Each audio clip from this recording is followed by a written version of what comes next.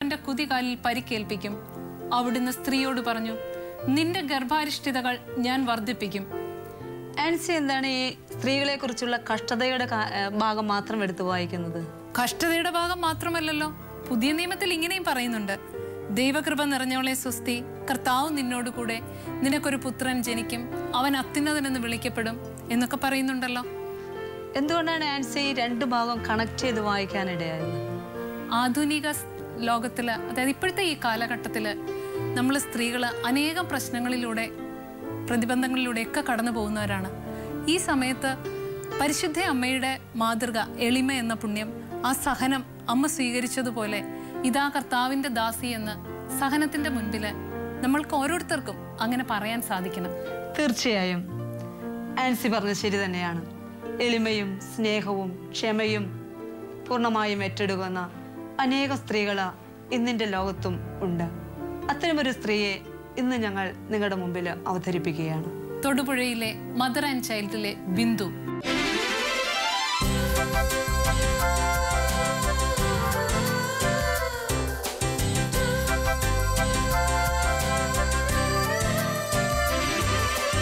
ബിന്ദുമ്മ ഞങ്ങളുടെ എല്ലാവരുടെയും അമ്മയാണ്.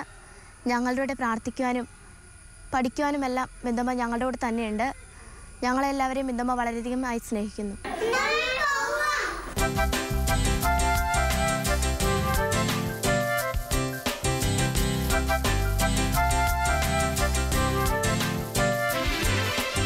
ബിന്ദുമ്മ ഞങ്ങളുടെ എല്ലാവരുടെയും അമ്മയാണ്. ബിന്ദുമ്മനെ ഞങ്ങൾക്ക് എല്ലാവർക്കും ഇഷ്ടമാണ്. അതുപോലെ തന്നെ ബിന്ദുമ്മ എന്ത് കാര്യം ഉണ്ടെങ്കിലും ഞങ്ങൾക്ക് സാധിച്ചു തരും. ബിന്ദുമ്മേനെ ഞങ്ങൾക്കും എല്ലാവർക്കും ഇഷ്ടമാണ്.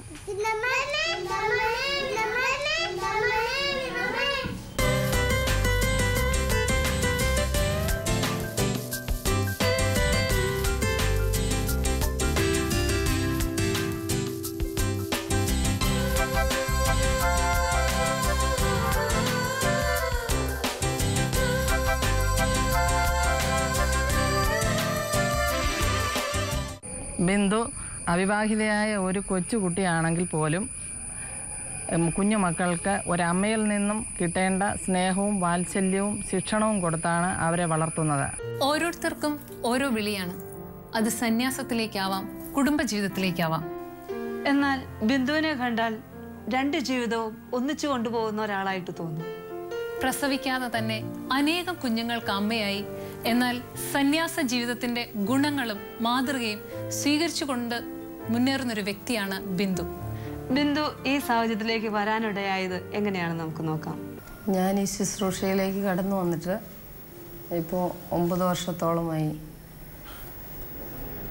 ഇതിൻ്റെ ആരംഭകാലത്ത് ടോം ചേട്ടൻ ഇതുമായിട്ട് പ്രവർത്തിക്കുന്ന സമയത്തെല്ലാം ഞാൻ ബാംഗ്ലൂർ നേഴ്സിങ്ങിന് പഠിക്കുകയായിരുന്നു. എന്നാൽ 95 ഞാൻ എൻ്റെ ലീവിന് വരുമ്പോൾ ഒരു ഞായറാഴ്ച പള്ളിയിൽ പോയി, പള്ളി കഴിഞ്ഞപ്പോൾ അമ്മച്ചി പറഞ്ഞു നമുക്ക് ടോമിയുടെ അടുത്ത് കൂടി പോവാം. അങ്ങനെ ഞാൻ അവിടെ ചെല്ലുമ്പോൾ മുറ്റത്തേക്ക് കയറി, അതൊരു ചെറിയൊരു ഓടിട്ടൊരു ചെറിയ മേഞ്ഞൊരു കെട്ടിടമായിരുന്നു. അപ്പോൾ അതിൻ്റെ മുറ്റത്ത് നിന്ന് ടോം ചേട്ടൻ മക്കളുടെ പുതപ്പെല്ലാം ചൂടുവെള്ളത്തിൽ മുക്കി വെച്ച് ടോം ചേട്ടൻ തന്നെ നലക്കുക. അപ്പോൾ എനിക്ക് ഭയങ്കരമായിട്ട് വിഷമമായി. ഞാൻ കുറേ നേരം അവിടെ ഇങ്ങനെ നോക്കിയിരുന്നു.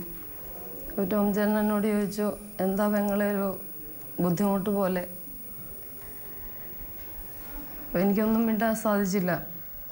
കുറച്ചു നേരം നോക്കിയെന്ന് എൻ്റെ കണ്ണുകളെല്ലാം നിറഞ്ഞൊഴുകി. പെങ്ങൾ വിഷമിക്കണ്ട, അകത്ത് പോയി മക്കളെയൊക്കെ കാണാൻ പറഞ്ഞ് ഞാൻ അകത്തേക്ക് പോയി. അതെൻ്റെ ഹൃദയത്തിൽ ഒത്തിരി ഒരു നൊമ്പരമായിരുന്നു ആദ്യമെല്ലാം. എന്നാൽ ആ ലീവിനുണ്ടായിരുന്ന ബാക്കി ദിവസങ്ങൾ ഞാനും ഇടയ്ക്കിടയ്ക്കൊക്കെ പോയി മക്കളുടെ കൂടെ ആയിരിക്കും. അവരുടെ നഖം വെട്ടാനും അവർക്ക് ഭക്ഷണം കൊടുക്കാനും മരുന്ന് കൊടുക്കാനും ഒക്കെ ആ 30 ദിവസങ്ങളിൽ കുറേ ദിവസങ്ങളിലെല്ലാം പങ്കുചേർന്നു. തിരിച്ച് വീണ്ടും ബാംഗ്ലൂർക്ക് തിരിച്ചു പോകുമ്പോൾ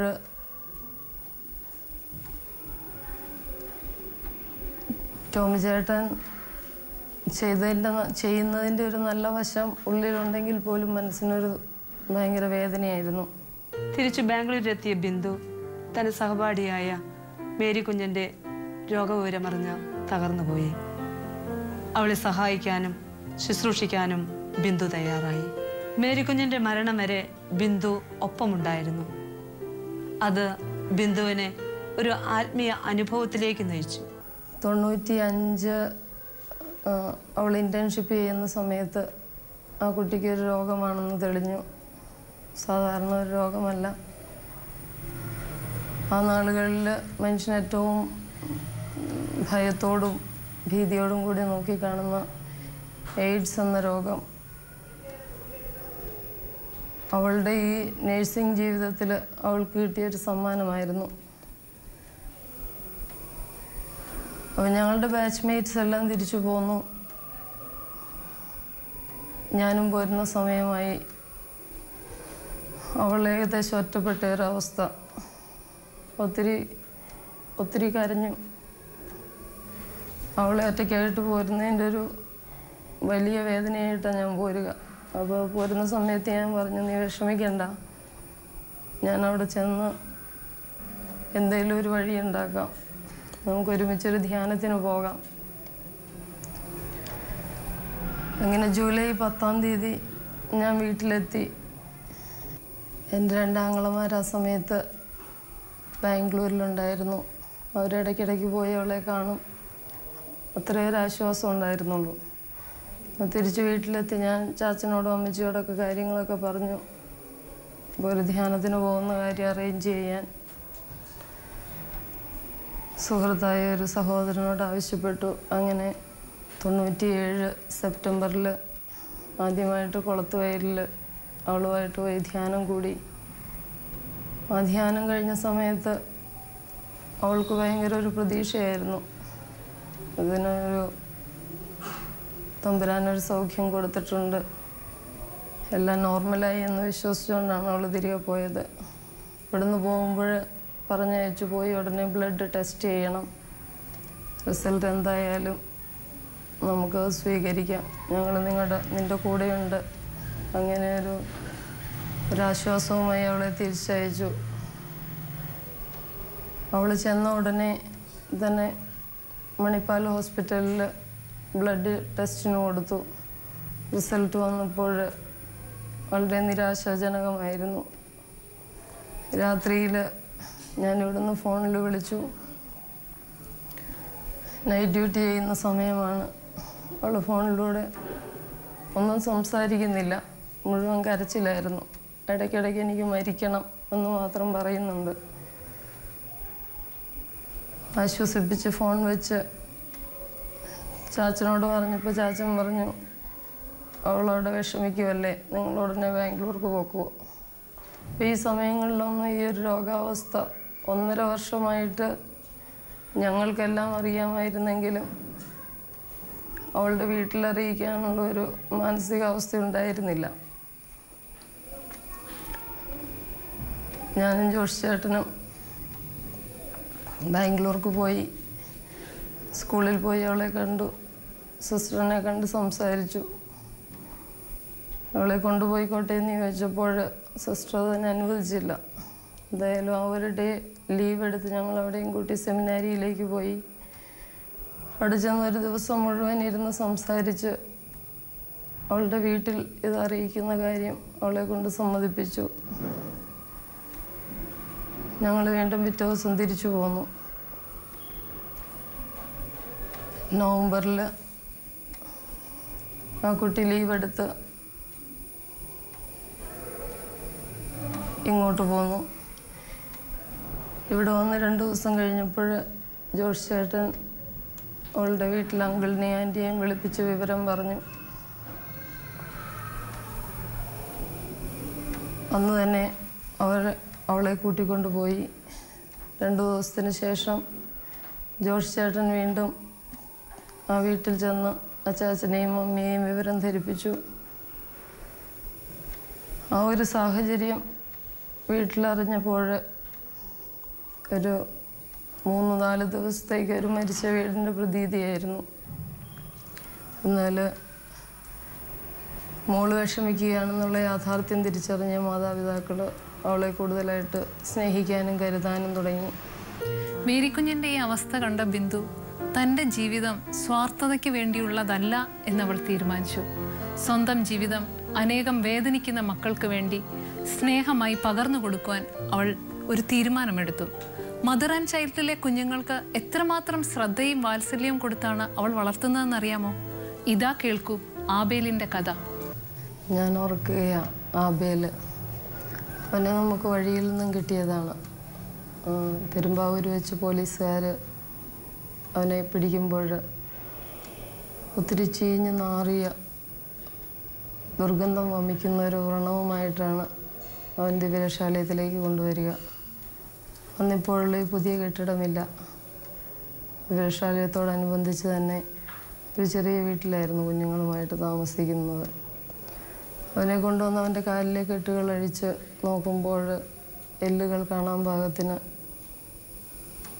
അവൻ്റെ ഇടത് കാലിൽ ദുർഗന്ധം വമിക്കുന്ന ഒരു വ്രണം.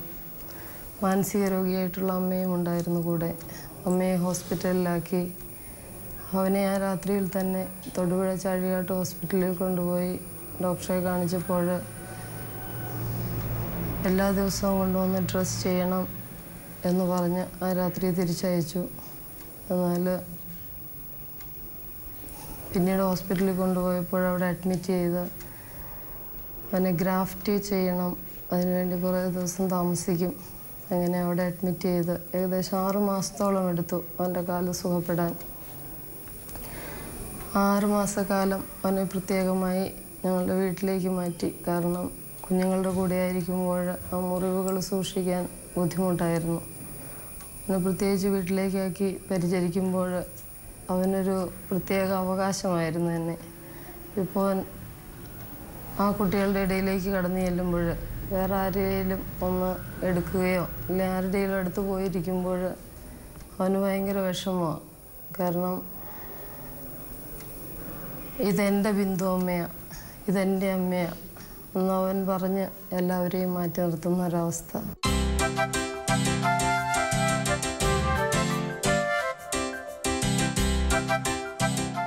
കുരിശുമെടുത്തുകൊണ്ട് ഗാഗുലത്തേക്ക് പോകുന്ന യേശുവിനെ കണ്ട് സ്ത്രീജനങ്ങൾ വാവിട്ട് കരഞ്ഞു.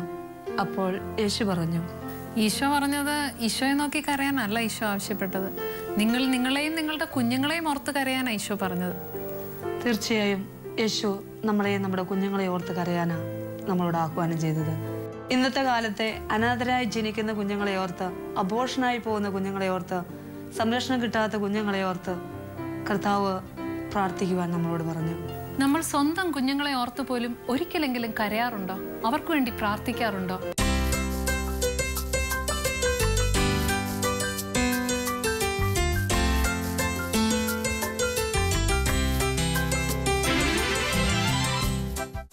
ഇന്നത്തെ ഈ നഗര ജീവിതത്തിന്റെ ഓട്ടത്തിൽ സ്വാർത്ഥതയുടെ പിന്നാലെ, പണമുണ്ടാക്കുന്നതിന്റെ പിന്നാലെ ആൾക്കാർ ഓടുമ്പോൾ നമ്മളുടെ കുഞ്ഞുങ്ങളെ നമ്മൾ മറക്കുകയാണ്. അവർക്ക് വേണ്ടി കരയാറില്ല, അവർക്ക് വേണ്ടി പ്രാർത്ഥിക്കാറില്ല. നമ്മൾ നമ്മളുടെ കുഞ്ഞുങ്ങൾക്ക് വേണ്ടി പ്രാർത്ഥിക്കുമ്പോൾ ബിന്ദുവിൻ്റെ അടുത്തെത്തുന്ന സ്ത്രീകളെയും കുഞ്ഞുങ്ങളെയും, അനാഥരായ കുട്ടികൾ, അനാഥരായ അമ്മമാര്, അവർക്ക് വേണ്ടി നമുക്ക് ഒരിറ്റ് കണ്ണുനീര് വീഴ്ത്താം, പ്രാർത്ഥിക്കാം.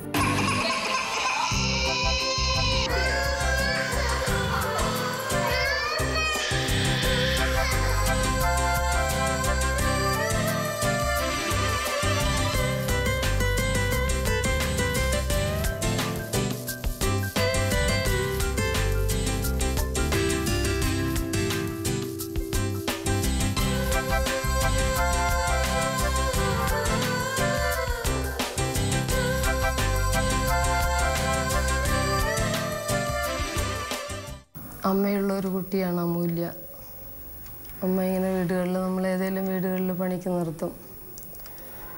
3-4 മാസങ്ങൾ കൂടുമ്പോൾ 2-3 ദിവസം ഇവിടെ വന്ന് നിന്ന് തിരിച്ചു പോകും. അപ്പോൾ അവൾക്ക് അവളുടെ അമ്മ ഇപ്പോൾ ഞാനാ. അവളുടെ അമ്മയെ കാണുമ്പോൾ അവൾ ചേച്ചി എന്ന് വിളിക്കും. ഇതാണ് അമ്മ എന്ന് പറഞ്ഞാലും അവൾ പറയല്ല.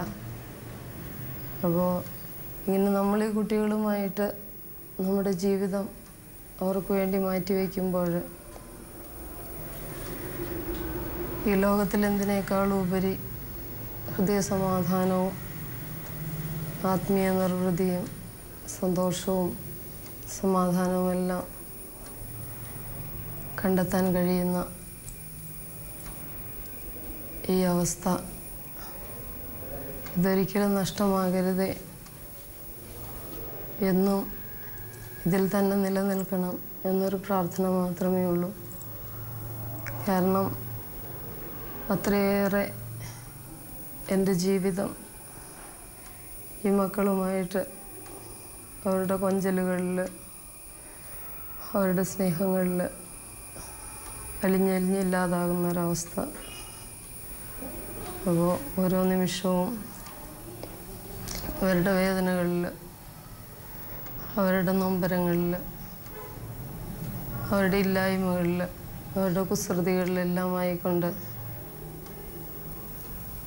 ഈ ജീവിതം ദൈവത്തിന് സ്വീകാര്യമായ ഒരു ബലിയായിട്ട് അർപ്പിക്കുവാൻ ഞാൻ പൂർണ്ണമായിട്ടും ആഗ്രഹിക്കുന്നു.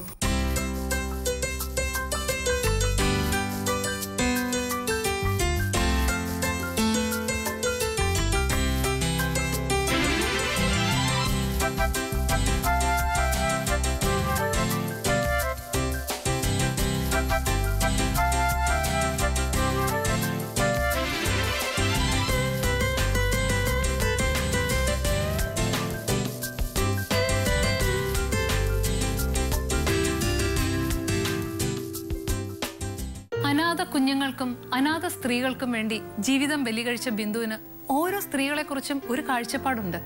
അത് എന്താണെന്ന് നമുക്ക് നോക്കാം. ഇന്നത്തെ സ്ത്രീ സമൂഹത്തിന് വലിയ മാതൃകയും പ്രചോദനവുമായി നിലകൊള്ളുന്നത് പരിശുദ്ധ അമ്മയാണ്. ഒത്തിരിയേറെ സഹനങ്ങൾ തൻ്റെ ജീവിതത്തിലുടനീളം ഉണ്ടായപ്പോഴും ദൈവഹിതത്തിന് പൂർണ്ണമായിട്ടും വിട്ടുകൊടുത്തുകൊണ്ട് തൻ്റെ പുത്രനെ വരെ നമുക്ക് വേണ്ടി ബലിയർപ്പിക്കാൻ വിട്ടുകൊടുത്തുകൊണ്ട് എല്ലാം നിശബ്ദമായി സഹിച്ച നമ്മുടെ പ്രിയപ്പെട്ട അമ്മ. ഇത്തരുണത്തിൽ ഓരോ സ്ത്രീയും അവൾ ഏത് ജീവിതാന്തസ്സിൽ ആയിരുന്നാൽ പോലും പരിശുദ്ധ അമ്മയുടെ ആ വലിയ ജീവിത മാതൃക ധ്യാനിച്ച് അവളുടെ പാത പിൻചൊല്ലേണ്ടിയിരിക്കുന്നു. തങ്ങളുടെ കുഞ്ഞുങ്ങളെ തങ്ങൾക്ക് വേണ്ടി, തങ്ങളുടെ സ്വാർത്ഥതകൾക്ക് വേണ്ടി മാത്രം വളർത്താതെ സമൂഹത്തിന് വേണ്ടി, ദൈവത്തിന് വേണ്ടി എന്തു ത്യാഗവും സഹിച്ച് ദൈവിക പദ്ധതിയുടെ പൂർത്തീകരണത്തിനായി തൻ്റെ മക്കളെ വിട്ടുകൊടുത്തുകൊണ്ട് ഏതു പ്രതിസന്ധിയിലും തളരാതെ തങ്ങളുടെ മക്കളെ തങ്ങളുടെ എല്ലാം ദൈവത്തിൽ സമർപ്പിച്ച് രക്ഷാകര പദ്ധതിയോട് സഹകരിക്കേണ്ടിയിരിക്കുന്നു. അതിനുള്ള വലിയ ആഹ്വാനമാണ് അമ്മയുടെ വലിയ ജീവിതത്തിലൂടെ നമ്മൾ ഓരോരുത്തരും സ്വന്തം ജീവിതത്തിലേക്ക് പകർത്തേണ്ടത്.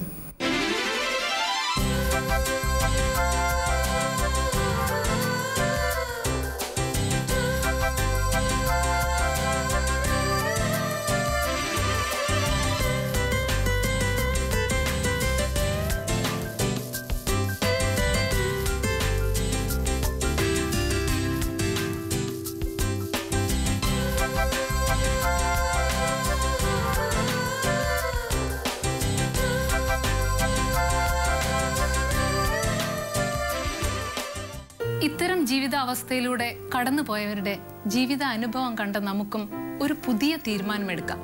നമുക്കും നമ്മെ തന്നെ പരിശുദ്ധ കന്യാമറിയത്തിന് സമർപ്പിക്കാം. നന്ദി.